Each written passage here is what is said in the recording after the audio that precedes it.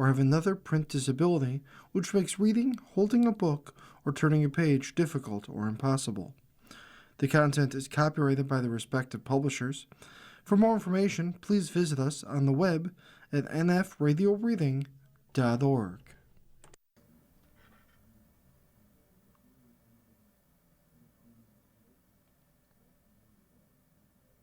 Hello, this is Paul, and for the next hour I'll be reading from the August 20th, 2026 issue of the Batavia Daily News on the Niagara Frontier Radio Reading Service.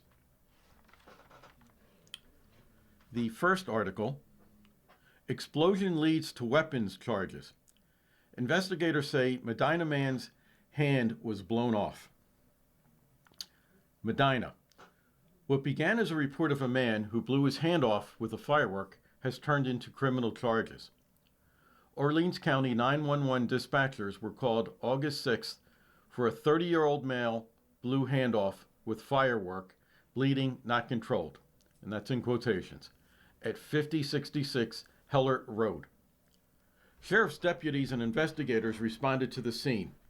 Along with Medina rescue personnel and Shelby firefighters, they found Daniel Ray II at the location with extensive wounds to his left hand.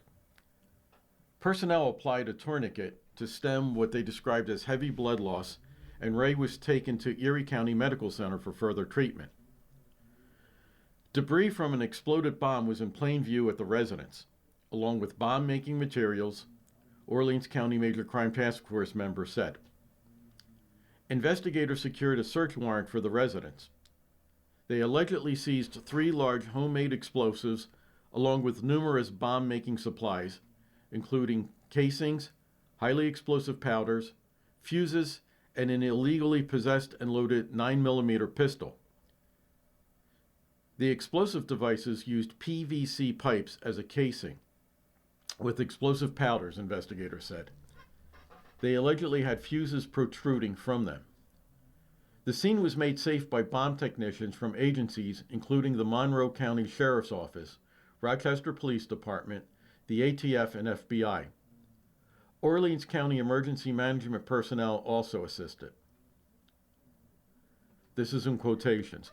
There was a tremendous amount of coordination and cooperation between all the agencies present at the scene, end quote, task force members said.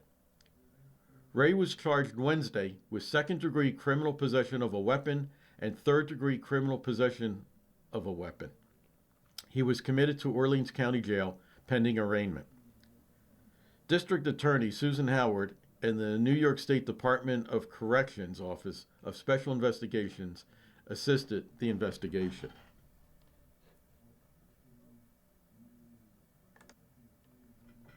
The next article. New York designates new group to lead assistance for sexual violence survivors. This is in Albany. New York officials have selected a new organization to coordinate responses to sexual violence across the state, putting a new team in charge of coordinating with the hundreds of groups across the state that aim to help survivors.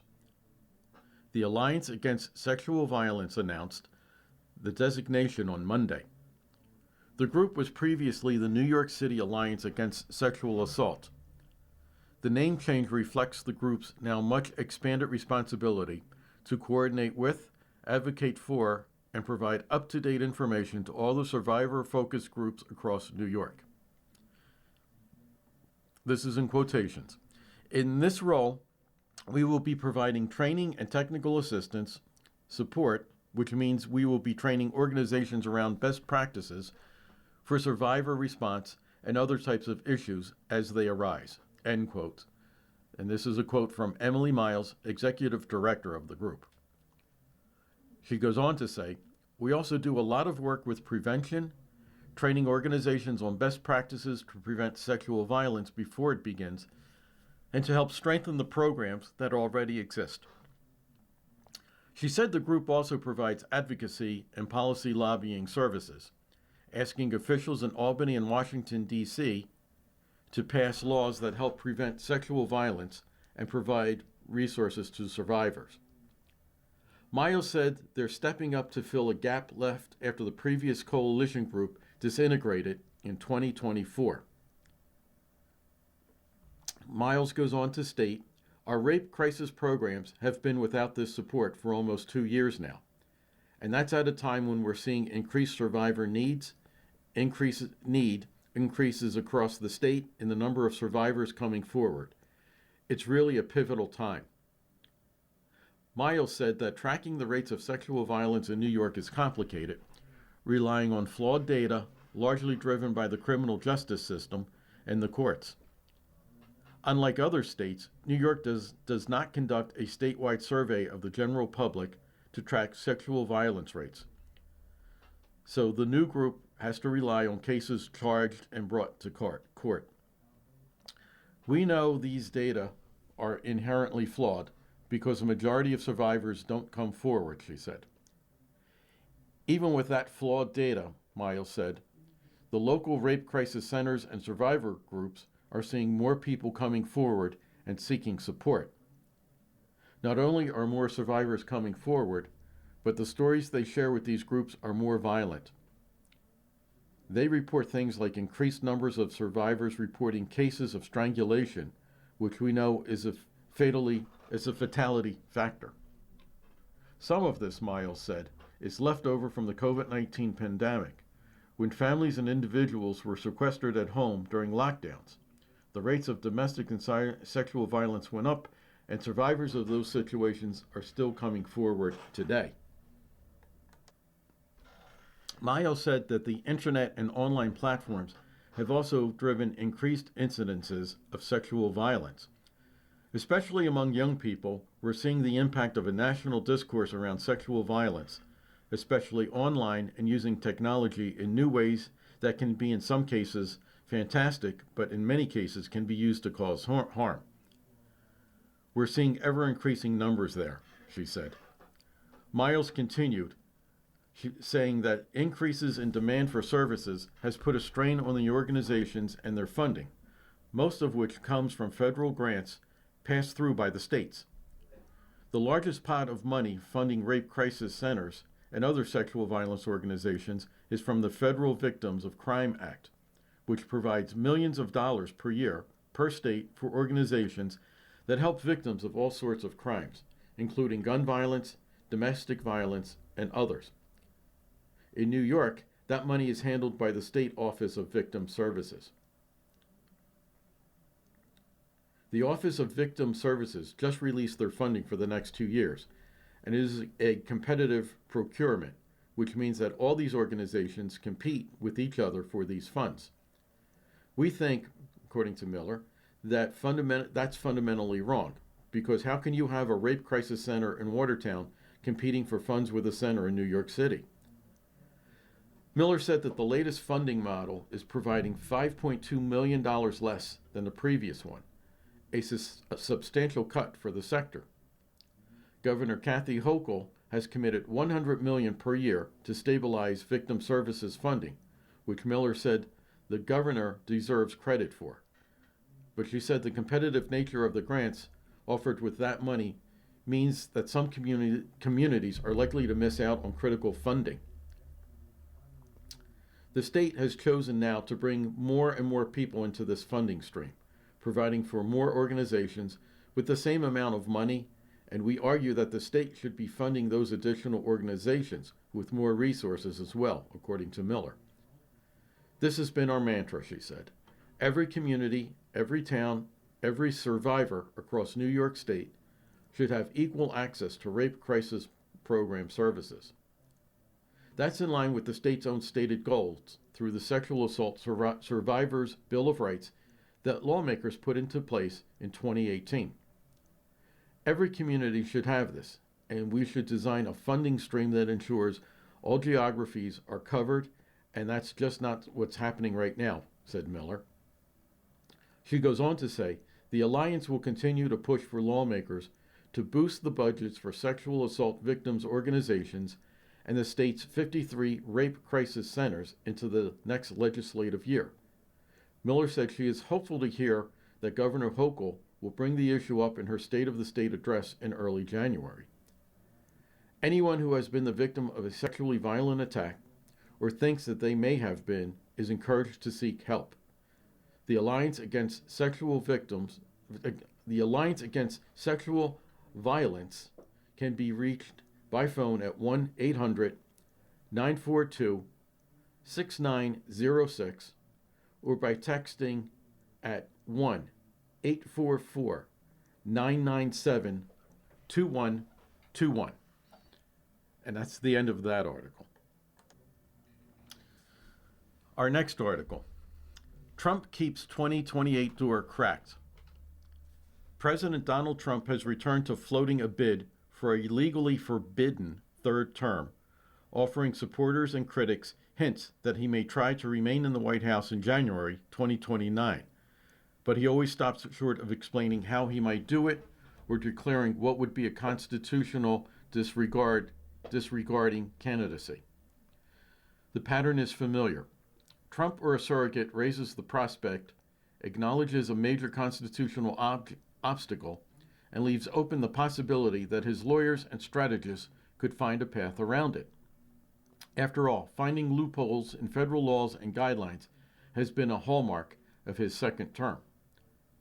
Trump does enjoy getting under the skin of his critics, including Democrats in Congress and left-leaning scholars. That's why it can be tempting for some to shrug off his 2028 talk and social media posts as trolling. Still, Trump never quite closes the door to a fourth White House run. Everybody asks me that question, and that's the law very strong on that. I'd love to run, but the law is very strong, Trump said on August the 11th, when asked by Congressional Quarterly Roll Call magazine whether he was serious about another campaign. I get asked by even tonight they're screaming at the event 2028. No, everybody wants me to do it, but the law is very strong, he said. This was an apparent reference to the 22nd Amendment, which clearly states that no person may be elected to the presidency more than twice. Trump was elected in 2016 and again in 2024. The only chief executive, other than Grover Cleveland, to be elected to non-consecutive terms. But Trump did not answer when asked if that amounted to a no about 2028, appearing to leave himself some wiggle room. Then there is one of his outside advisors. We're working on it. I think we'll have a couple of alternatives, said Steve Bannon, a former Trump campaign manager and White House chief strategist, who told News Nation in June. We'll see what the definition of term limit is. At times last year, Trump appeared to set aside his teasing of a third term attempt. During one cabinet meeting, he said someone else would be the Republican nominee in 2028, suggesting the party's deliberations would come down to two former GOP senators, Vice President J.D. Vance and Secretary of State Marco Rubio. But this summer, the president has brought back Trump 2028. The most recent examples came over the last few days. Trump's Truth Social account on Saturday posted a black and white image of Trump wearing a Trump 2028 cap with these words at the bottom, "We're going to win." But on Monday afternoon in the Oval Office, he told reporters he would only get to use the White House ballroom he's attempting to build for a short time because his second term would, by the time it is projected to be completed, only have 4 or 5 months left. 3 months. Who knows, he said. And that's the end of that article. You are listening to a reading of articles and features from the Batavia Daily News on the Niagara Frontier Radio Reading Service. Our next article, and it's from the section on the Genesene. Title: Revolutionary Love Story Takes the Stage. Performance to portray George and Martha Washington. And this is in Batavia. Kurt Rodabaugh as George Washington returns to Batavia on Saturday afternoon for the second of 3 Genesee America 250 presentations. And this time, the nation's president will be joined by Alyssa Dupois, portraying his wife, Martha Washington. The performance, billed as George and Martha Washington's love story, is scheduled for 2 p.m. at Main Street, 56 Theater, in the city center. There is no admission charge. Radaba appeared at the theater on March 14th as General George Washington and will be back in downtown Batavia for a third time on September 12th as President George Washington. Contacted by telephone on Monday at his Pennsylvania home, Radaba said that this Saturday's hour-long show is filled with little-known facts about the couple and is bound to evoke some merriment along the way. For this one, we share a lot more of the personal aspects, our background, where each of us came from, our lives together, how we met, life at Mount Vernon, her and I together during the Revolutionary War, the different encampments, and then the presidency, briefly before getting into our retirement and the death of both of us, he said. So it is a more mixed bag between both of us and our personal relationship with each other. Radaba said the back and forth reveals some enlightening dialogue. We find that the audience responds in different ways. It's enjoyable, and there's even a few laughs in there, he said. The program that we present together always goes over very well. With America celebrating its semi-quincentennial this year, that's the 250th birthday of the United States, both actors have spent countless hours in their costumes. Saying that we've been busy is like the understatement of the year, he said. I think I've done 175 presentations in all, maybe 50 or so with Alyssa as George and Martha, and she also has been doing Betsy Ross, so it's extremely busy. Dupois, a retired French teacher from Princeton, New Jersey public schools and Lafayette College, has been interested in history throughout her life. She has adapted that attraction into a business portraying famous women in history, with Martha Washington being the first. She has said that her goal is to bring this devoted patriot to life for a new generation and to remind us of women's contributions to the American cause. Rodaba said that Dupois, who was married to a Frenchman, just returned to the States after visiting France for 2 weeks. She was there on vacation, and I believe at one point she did go to the descendants of the Marquis de Lafayette and spent time at their house, because she also portrays Adrienne Lafayette, he said. Now she's home and ready to get back into the swing of her portrayals again. Rodaba, too, has been fascinated with George Washington and history in general for many years.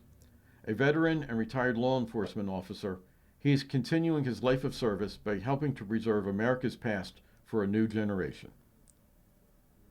And that is the end of that article.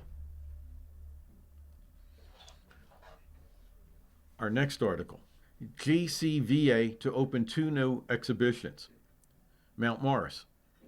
The Genesee Valley Council on the Arts presents 2 exhibitions opening Thursday, August 27th, with a joint public reception from 5 to 7 p.m. Both exhibitions will remain on view through September 24th in the GVCA Gallery at 4 Murray Hill Drive in Mount Morris. The first exhibition, Above and Below, features works by the Arts Underground Clay Group. Since 2009, the Arts Underground Clay Group has gathered weekly in the basement studio at GVCA. Members have cultivated not only their artistic practices, but have found creative collaborators among each other. Above and Below explores the dual creative lives of the group's artists. Each participant will display ceramic works created in the basement studio representing the below, along examples of the many artistic pursuits they practice above. These include painting, jewelry, and metal arts, fiber arts, mixed media, public art, teaching, sculpture, and more. The exhibition features artists Carol Nicole, Louise Michand, Patrice Case, Kim Lee, Susan Swanson, Sonny Olbert, and David Thielen. Together, they celebrate the richness of artistic exploration and creative bonds formed through the years of working side by side. The second exhibition, Lichens as Muse, is a solo exhibition by artist Gloria Betlam. Lichens as Muse explores one of nature's most overlooked yet extraordinary life forms. With a passion for revealing the hidden beauty of the natural world, Bethlem transforms her own macro photographs of lichens into vibrant pastel paintings. By enlarging these tiny organisms far beyond their actual size, she invites viewers to discover intricate colors, patterns, and forms that often go unnoticed in everyday life. There are approximately 20,000 species of lichen worldwide. My interest in lichen began as an inspiration for my artwork, but grew into deep appreciation for the important ecological roles they play and the remarkable lessons they offer, she said. Neither plant nor fungus alone, lichens thrive through a remarkable system, some symbiotic partnership. Their ability to flourish, even in the harshest environments, serves as a powerful metaphor for collaboration, resilience, and interconnectedness. Through her artwork, Bethlem encourages viewers to slow down, look closely, and appreciate the extraordinary beauty and significance of these miniature worlds. For more information, visit www. And I will spell this, gvartscouncil.org. And that's the end of that article. Our next article. FoodLink receives 280,000 eggs as part of Attorney General settlement against egg producers. More than 280,000 eggs were dropped off at FoodLink in Rochester this month as part of a national settlement with egg producers who are accused of artificially inflating prices. The eggs will be distributed to partners of the food bank across the 10 counties served by FoodLink in Greater Rochester and the Finger Lakes, including the 4-county GLOW, G-L-O-W, in capital letters, region. We are grateful to receive this delivery of eggs as the cost of groceries, gas, and other basic needs continue to rise and impact the people we serve, said FoodLink CEO Julia Tedesco. This delivery will provide a valuable protein-rich resource to thousands of our neighbors across 10 counties at a time when 40% of working-age households in Greater Rochester and the Finger Lakes regions are struggling to make ends meet. The state's investigation uncovered that companies had been participating in the price-fixing scheme since 2022, the Attorney General's office said. The company submitted artificially inflated bids to create the appearance of high demand. This drove up prices and distorted the market, officials said. FoodLink and its network of community partners do incredible work every day to source families throughout the Finger Lakes, State Senator Pamela Helming of Canandaigua said. Helming's district includes Livingston County. Parts of the settlement reached in June required Cal-Maine Foods, Versova Centrum, and Hickman's Egg Ranch to deliver 53 million eggs to food banks and charities across the 17 states involved in the settlement, according to the Attorney General's office. That included 4,968,000 eggs to New York State. It is unconscionable that these businesses colluded against hardworking New Yorkers to raise the price of eggs just to line their own pockets, said Attorney General Letitia James in a news release. The law is clear. Price fixing of any kind is not tolerated in New York or across our nation. I am proud to secure this delivery of eggs for families in need across the Rochester area. The three companies must also pay $3.3 million to the states involved and change their business practices as a result of the settlement. FoodLink received 280,800 eggs in 23,400 cartons. Other egg drop-offs across New York included 280,800 in Brooklyn, 140,000 to Food Bank of Central New York, and 140,000 in Elmira. Deliveries will continue through mid-October, the AG's office said. FoodLink serves the following counties in the Rochester and Finger Lakes region of New York: Allegheny, Genesee, Livingston, Monroe, Ontario, Orleans, Seneca, Wayne, Wyoming, and Yates counties. The investigation involved the New York Attorney General's office, the U.S. Department of Justice, and 16 other states. Joining New York in the settlement are Arizona, California, Colorado, Connecticut, Florida, Hawaii, Iowa, Maryland, Minnesota, North Carolina, Ohio, Pennsylvania, Texas, Utah, Vermont, and Wisconsin. And that's the end of that article. Our next article: Miss Evelyn Raymond seeks to inspire. Raymond was crowned Wyoming County Fair Queen on Monday. Pike. Miss Evelyn Raymond has been crowned this year's Wyoming County Fair Queen Monday evening at the fair's Grand Parade. A participant in Girl Scouts and 4-H, where she's a member of the County Critters Club, Miss Evelyn is a rising senior at Letchworth High School. She is the daughter of Kevin and Barbara Raymond of Pike. During the Fair Queen Talent Show on Sunday, Miss Evelyn performed the aria O Mio Bambino Caro, which she had previously performed at tryouts for All-State Choir.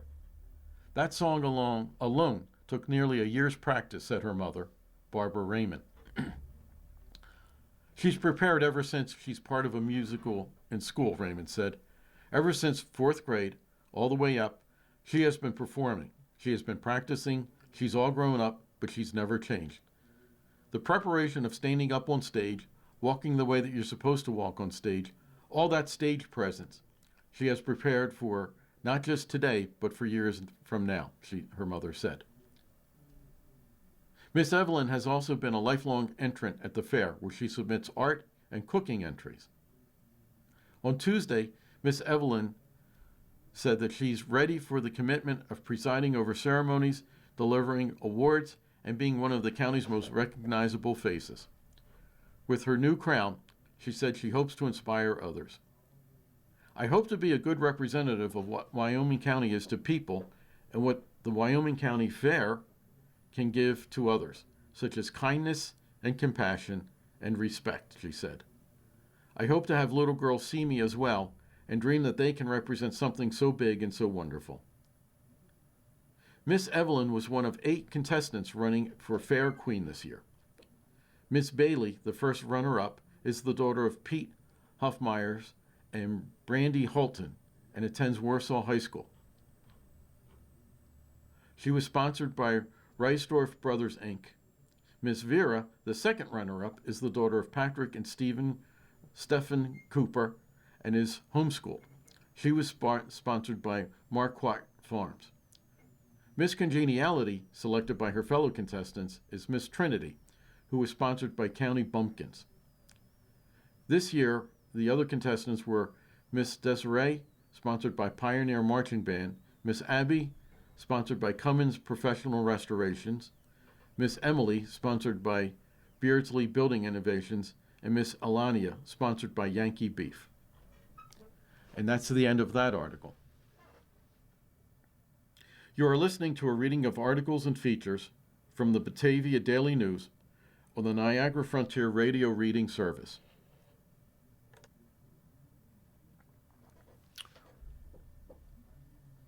These next are from the side of the local news.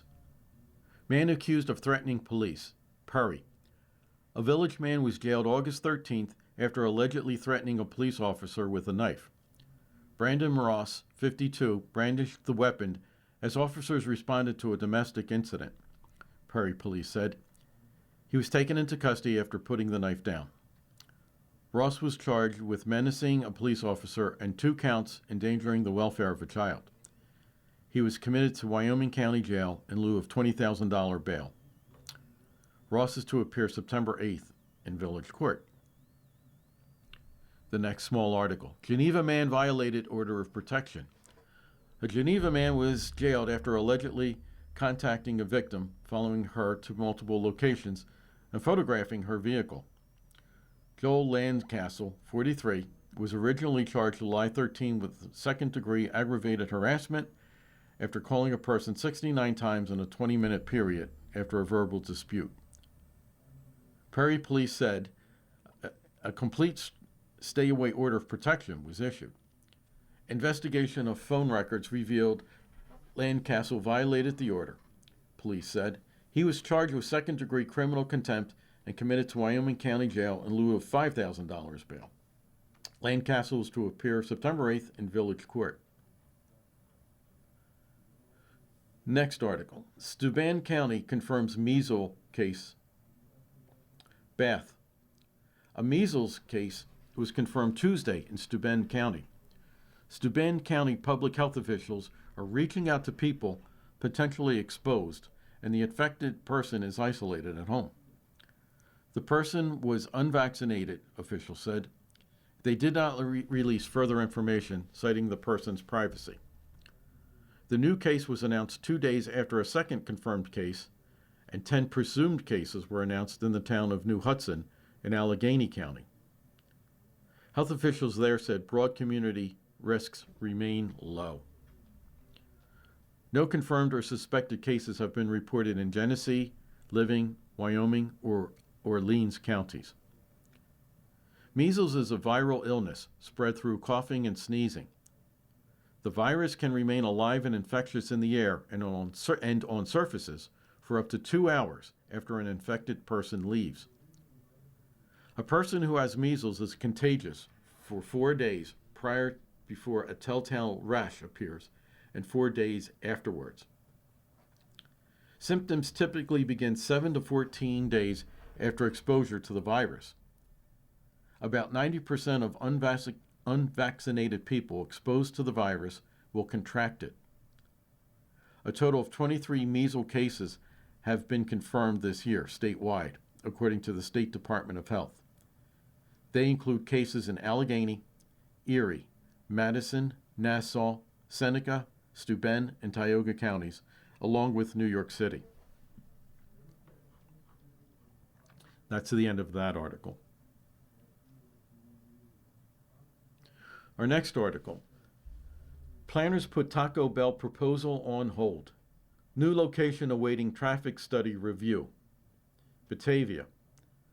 A proposal to move Batavia's Taco Bell from 413 West Main Street to 244 West Main Street at the corner of Montclair Avenue is on hold for at least another month after the City Planning and Development Committee on Tuesday night decided to table the matter.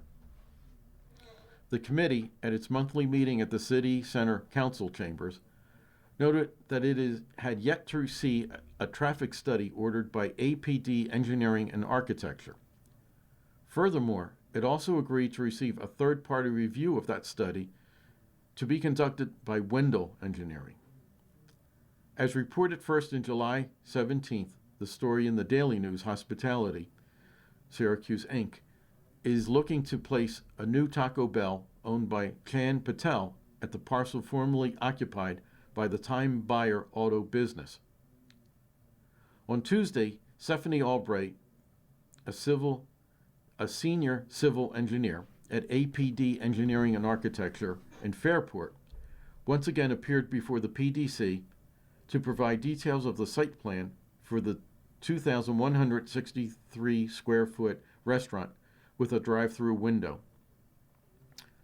Albright told the committee that she received the traffic report last Friday and expected the board to table any action until it could review it. Last week, the Genesee County Planning Board recommended disapproval of the site, which is in a commercial district, explaining the following, and this is in quotations. The proposed site inadequately addresses setbacks and buffers to the adjacent residential neighborhood, especially given that the drive-through is open late until 1 a.m. A significant variance of 50% is needed in order to accommodate the use. In addition, a traffic study may be needed given that Montclair Avenue and its intersection with West Main Street were not designed for the volume of commercial drive-through establishments. End quote.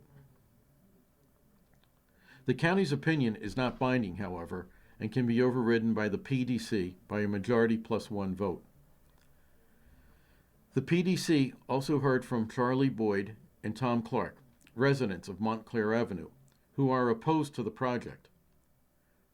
Boyd pointed out that the Montclair West Main corner is a school bus stop, and that Montclair is a narrow street with parking on the west side, and that making a left turn from Montclair onto West Main Street is difficult enough without adding additional traffic created by a Taco Bell. He urges the committee to have an independent traffic study and to not override the county's disapproval unless you see something major, he said. Previously, Boyd sent a letter to the PDC that outlined the aforementioned concerns, along with parked cars along Montclair obscuring sight lines and lights and noise from vehicles on weekend nights, especially considering that Taco Bell would be open to 1 a.m. on the Friday and Saturday nights. Clark, who said he has lived on Montclair for more than 30 years, said he learned very early in my life on Montclair that if I have to go to the east side of town, I very rarely get down to Main Street to make a left-hand turn. He said the amount of traffic on Main Street can result in a long wait on Montclair to make that turn. Albright, addressing the county's recommendation, said the restaurant is an allowed use as far as zoning is concerned, and that the site plan does not meet landscaping buffer requirements along the residential/commercial boundary line. However, a variance issued by the City Zoning Board of Appeals would be required on the Montclair site of the project, since there is only 5 feet. She contended that there's not any true rush of traffic, citing the traffic report that showed only 30 cars would be added during the peak hours, both entering and exiting, equating to about 1 car every 10 minutes. She also said there would be sufficient gaps in the traffic on West Main Street to make both right and left turns from Montclair onto West Main Street. The traffic report is done in peak hours. The morning peak hours, the midday, the evening, and then Saturday. So there's 4 times that they look at, she said. During each of those 4 times, the lowest number of vehicles that could make a left turn would be 143 vehicles per hour that would have enough time to make a left turn out of Montclair. And we're only talking about a total of 60 vehicles entering and exiting, she said. So there was nothing in his report that was alarming that shows mitigation or any major concerns. There is available sight distance. There are no significant crashes in the area.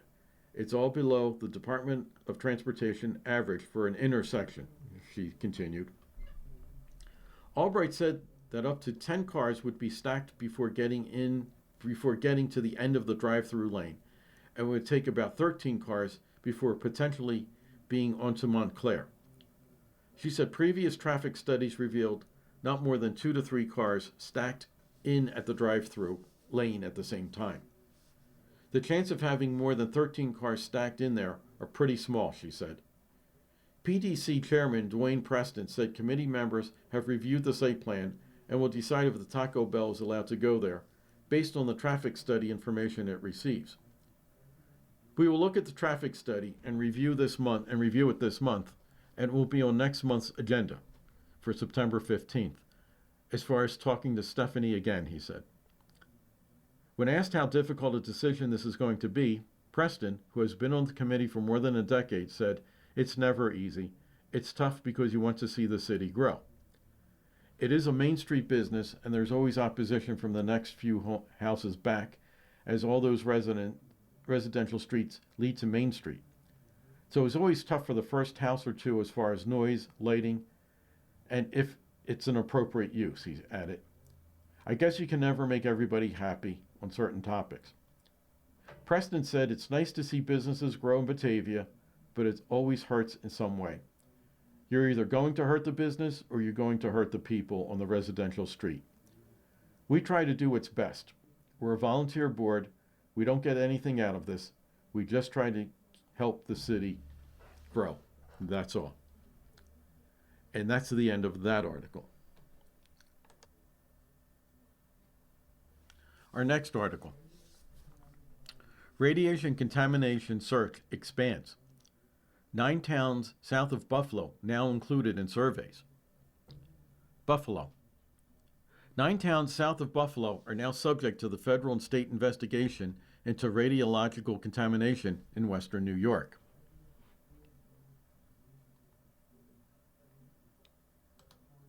But on Tuesday, state environmental officials said the surveys in the South towns will be focusing on fewer locations than what has so far been discovered in Niagara County. Agents from the U.S. Environmental Protection Agency and the State Department of Environmental Conservation were set to be in Aurora, Boston, Brant, Concord, Eden, Evans, Hamburg, Marilla, and Orchard Park on Tuesday to request access from property owners to search for elevated levels of radiation. Visiting these communities or any area of interest does not confirm contamination, the DEC wrote in an emailed statement to the news. It means the agencies observed radiological measurements that require closer ground level evaluation and more information is needed. The agencies will not enter the properties for investigation unless the owners give permission, the DEC statement said. The EPA and DEC first conducted aerial surveys throughout western New York in October 2023, searching for elevated radiation levels. They followed up with vehicle-based surveys in 2025. However, the South towns were not included in the vehicle-based surveys. This is just a continuation of the original investigation based on the flyover surveys, said DEC Region 9 Acting Director Chad Stanowiski. We're looking at a few discrete areas in the South towns to see whether the anomalies were detected during the flyover surveys are natural or if something was dumped there. Stanowiski noted that areas where higher than background levels of radiation were detected were found in a small number of locations, and it will likely take the DEC and EPA teams just 2 days to visit each of the properties to request permission for further investigation. He also added that some previous findings of elevated radiation in the South Towns area were due to naturally occurring radiation from elements in the bedrock. Ken Lovett, a spokesperson for Governor Kathy Hochul, said the investigation stretching into southern Erie County is part of the governor's proactive approach to ensure the health and safety of western New York residents. The governor has directed DEC to work in conjunction with EPA in order to surge in state resources to perform surveys and testing in the area, Lovett wrote in an emailed statement to the Buffalo News. This latest step is part of the governor's commitment to take any necessary action to ensure all communities are protected. In March, 121 property owners in Niagara County received letters from the EPA and DEC informing them of elevated radiation levels found on their properties. Since then, the agencies have visited more than 1,300 properties in Erie and Niagara counties, mostly in Niagara, to conduct ground surveys. Grand Island, the town of Niagara, Niagara Falls, Lewiston, and Lockport are among the municipalities where radiation investigations are ongoing. In its statement, the DEC noted that significant progress has been made in reaching most residents within the areas of interest in Niagara County and Grand Island. Erie County Executive Mark Poloncarz said in a statement Tuesday that all sites on Grand Island investigated so far by the EPA and DEC have come back clean. One of those sites includes Veteran Park on Bedell Road, according to TV station WGRZ.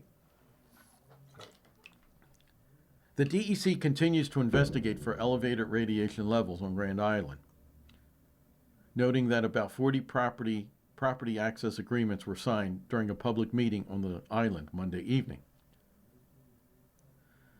Nevertheless, this critical work is made necessary by our area's nuclear legacy, which included participating in the Manhattan Project and decades of unregulated waste disposal, Poloncarz said.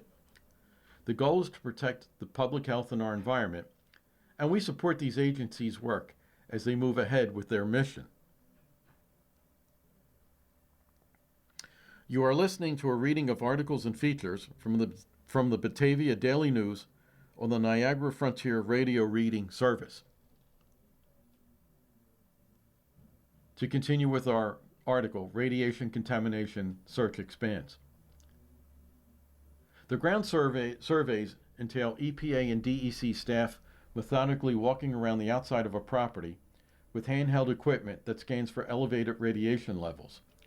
Sometimes the workers will request to scan the inside of a home as needed. Once those initial surveys are completed, the agencies may request indoor dust or air sampling as well as outdoor soil sampling. The tests are designed to determine whether property owners could be exposed to elevated radiation levels. Nearly 400 properties have received letters as of Tuesday from the EPA and DEC notifying owners that no elevated radiation levels were found there, according to the DEC. The EPA is funding the investigations of the properties under its authority under the Comprehensive Environmental Response, Compensation, and Liability Act, known as CERCLA, C-E-R-C-L-A, enacted by Congress in 1980 and also known as the Superfund site.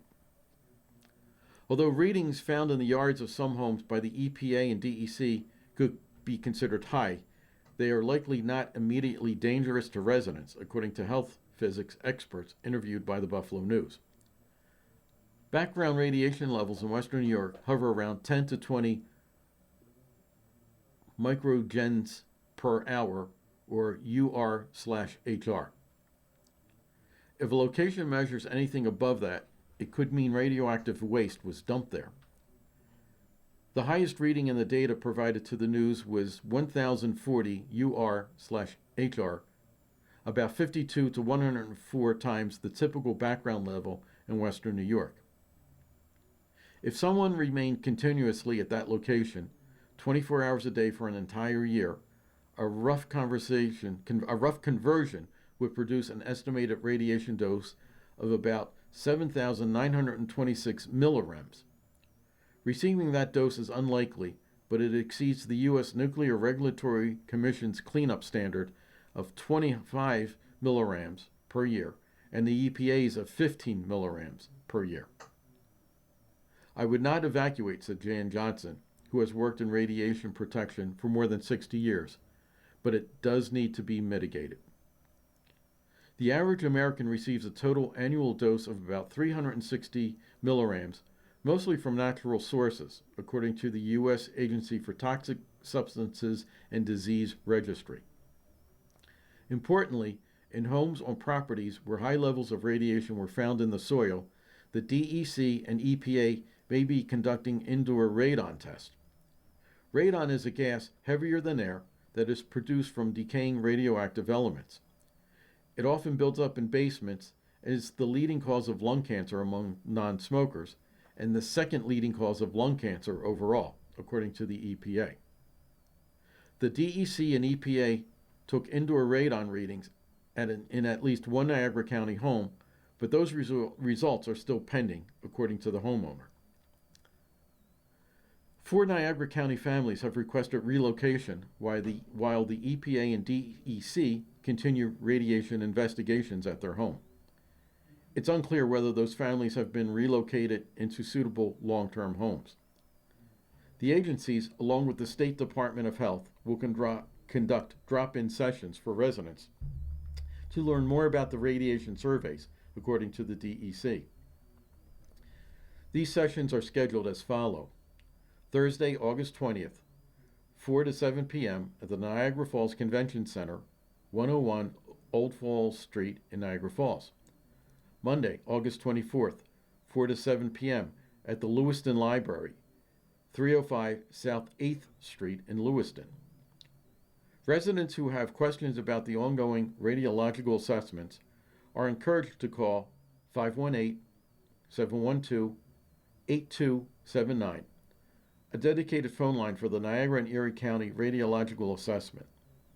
This phone line will be monitored daily from 8 a.m. to 6 p.m., or they can email the team at necra@dec.ny.gov.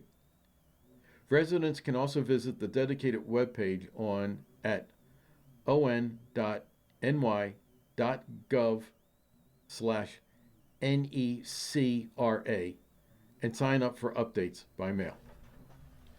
And that's the end of that article.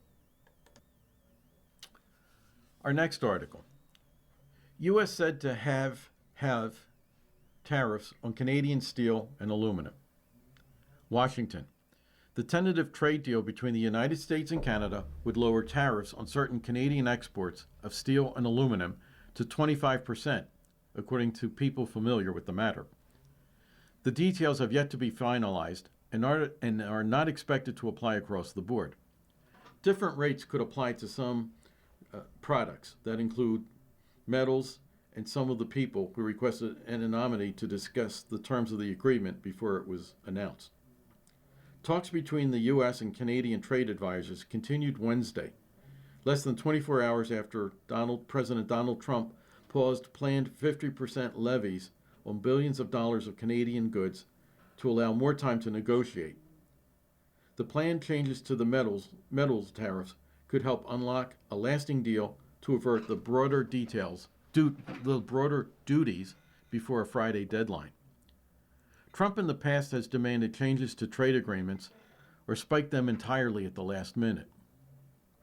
The move under discussion would generally cut U.S. tariffs in half on imports of the two metals, which currently face a 50% rate. The countries are also discussing exclusions and other measures that would change the scope of the levies, some of the people said. The full terms of the broader deal under discussion remain unclear as of Wednesday afternoon.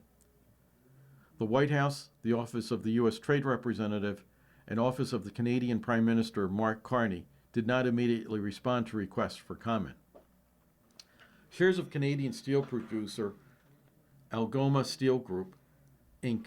extended an earlier gain to as much as 24% in Toronto, its biggest ever intraday rally. In the United States, steel product maker Nucor Corp dropped 8.9% and Century Aluminum Company fell 11%. On Wednesday, Trump nodded to U.S. concessions in the ongoing talks. Got to give something, and we're doing certain things. We're paying a high number. We're reducing it a little bit, Trump told reporters, without elaborating. It's good for everybody, but our farmers are going to be thrilled. Our manufacturers are going to be thrilled, Trump said. Trump announced late Tuesday that he would pause implementation of the tariffs on Canadian goods for 3 days after the two sides signaled progress towards an agreement on tariffs. The two close allies, which did roughly $900 billion in trade in goods and services last year, have seen the relationship come under deep strain as Trump has ratcheted up trade pressure on Canada during his second term. Last year, Trump imposed tariffs on imported steel and aluminum under Section 232 of the Trade Expansion Act, as he erected his tariff wall around the U.S. economy. The duties irked many close U.S. trading partners, and several negotiated deals with the administration to cap sectional tariffs in exchange for making trade concessions. Canada had focused its efforts on lowering the steel tariff, in particular, as well as duties on automobiles. Canada is the top source of U.S. aluminum imports, though the U.S. has no capacity to meet its own demand, and those tariff costs have been largely passed on in its entirety to American buyers. However, even as they work to fine-tune the details, the Trump administration is under pressure to avoid applying a reduced rate uniformly across steel and aluminum imports from Canada. Some people familiar with the discussions have said. The Coalition for a Prosperous America, a manufacturing advocacy group that has supported tariffs and other stakeholders, have lobbied the Trump administration to pair any primary aluminum tariff reduction with continued 50% levies on derivative products to better protect U.S. fabrication that makes up the bulk of the domestic aluminum industry. At risk, they warn, are some 125,000 jobs in the U.S. tied to aluminum rolling, drawing, and extruding. Imported Canadian supplies currently make up about half of U.S. aluminum consumption. And that's the end of that article. You have been listening to a reading of articles and features from the August 20th, 2026 issue of the Batavia Daily News. We read from the Batavia Daily News every Saturday at 9 a.m. Your reader has been Paul. Thank you for listening.